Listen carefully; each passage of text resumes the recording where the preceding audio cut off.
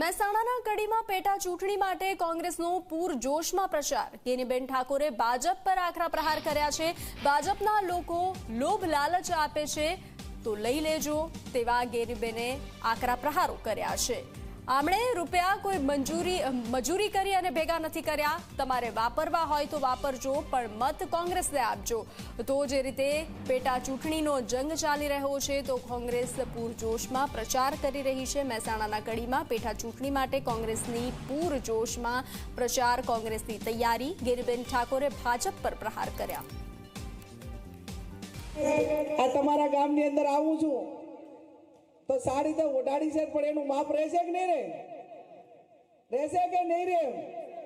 તો હવે ભાજપ વાળા કઈ નાના મોટી લોભ લાલચો ને કઈ પૈસા ના હું બધું કરે તો કઈ એ કઈ આઈડા રાયડું વેચીને કે મજૂરી કરીને ભેગા કરેલા નથી।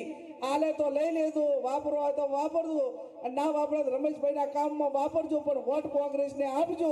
એવી આપ સૌને બે હાથ જોડી કરીને વિનંતી કરી આપ સૌનો હૃદયપૂર્વક આભાર।